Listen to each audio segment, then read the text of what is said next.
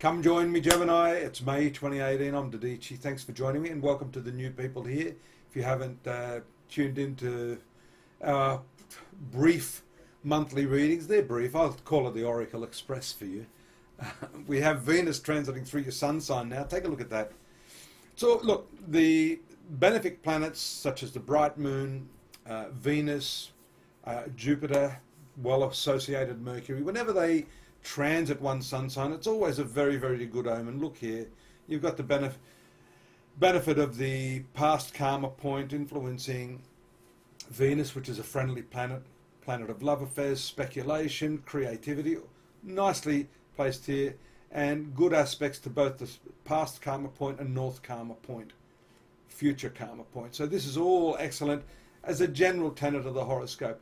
Not a good aspect here in the 8th house. You've had this harrowing Mars, Saturn, Pluto conjunction, and really intense prior to the middle of April.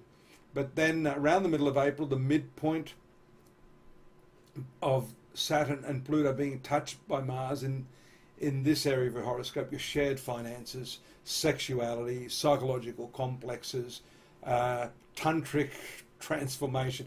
This whole area of your life, all of these different departments of your life are changing. I'm going to animate this now.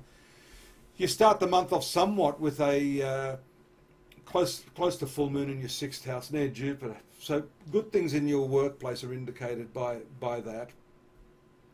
But you're going to have to still go through some of this stuff, especially around the 5th and 6th, which might be a little bit depressing as the moon makes contact with Saturn, then Pluto, and then it moves into the midpoint, then the conjunction here with Mars. So you could get rather angry and upset.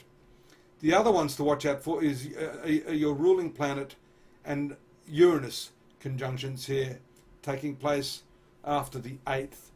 These two planets moving in conjunction, especially with these very difficult aspects to these shared resources segments of your horoscope. And don't forget too, the 11th house here for you, the sign of Aries, has to do with your friendships and any profitability that you're likely to see. So challenges there, problems with business partners. If you're married, you and the spouse may not agree.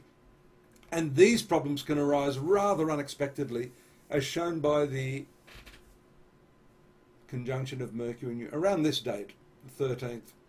Just at that time, we are going to see Mercury, your ruler, move to the 12th house. That's an expense house. Then the moon is there on the 14th. And then we have a new moon there on the 15th, which is very, very important to my way of seeing things. Very clear-cut aspects forming here. We have the moon, this new moon in opposition to Jupiter, wastefulness, waste. Have some respect for the time and effort and love which you put into making your money. This 12th house is expenses. 12th house is one's past, the secrets that one has. And to deal with that sometimes, retail therapy is the default. So I suggest you maybe hold off on that, because this is not good if you're trying to save money and you're already in a bit of a pickle there in your relationships by having the 8th house stuff, shared resources stuff, hassling you. Look at Mars around the 16th moving out of this area, which is, I'm going to tell you, you'll feel a lot better after this. And here also, the finance area around the 19th with the moon transiting there. And then Venus also moving into that area, shift things dramatically in a very, very positive way for you. So just as Venus brought with it in your sun sign a lot of charm, a lot of sociability, here it brings you good fortune in this area, which is the financial areas. You are going to see an opposition to Saturn in the coming days and weeks. Well, actually, it takes place straight away around the 23rd, as you can see, when it moves into that very powerful opposition to Saturn. Saturn also rules this area of your horoscope, the 8th house, as well as the 9th house. So for some of you, these are legal issues, fights that you have. There could be terms and conditions. Terms and conditions apply. as we see all the time. So that is an area you need to be careful of. Read the fine print of any of your contracts. Notice here your ruling planet remains here in this 12th house for quite some time. Here you have big plans, but you need to be realistic. We see when the Mercury and the Jupiter opposition, especially when Jupiter is retrograde, ruling your 7th house of business partnerships, relationships, you can see that the challenges you have this month relate primarily to the way you manage your money with your partners, be it business or personal. Now, around the, well, I'm going to say to you, around the 29th and the latter part of the month, you have the new moon. I'll just hold off on that a little bit because this is going to be interesting here. Excessive work practices are something you should be careful of, especially in the last week of the month, last few days when moon here is making conjunction with Jupiter. Again, the ruler of the 7th house. You're being pushed here.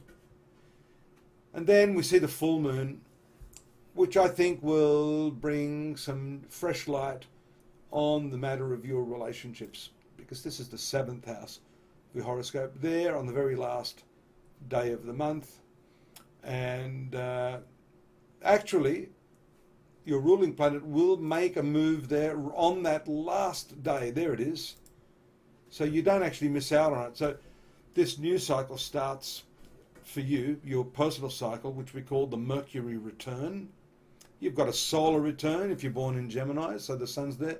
But Mercury returning, your ruling planet, to the sign of Gemini is also a very, very powerful omen for improved mental clarity, sense of self-confidence, improvement in these business areas that we mentioned. And look here also, visionary aspects, the trine aspects from Neptune to Venus here from your 10th house and your 2nd house means that the month finishes on a top note, because you can actually feel confident that some of your ideas are being well received and you can act upon those visions, those creative concepts about what you want for your life. But you must keep it down to earth and real. Check it out at astrology.com.au. That's the written report for you that we have there every month that gives you a bit more detail on this, daily readings, and the yearly compilation of what's happening throughout the whole of 2018. And I do look forward to your company next month. Take care now. Bye-bye.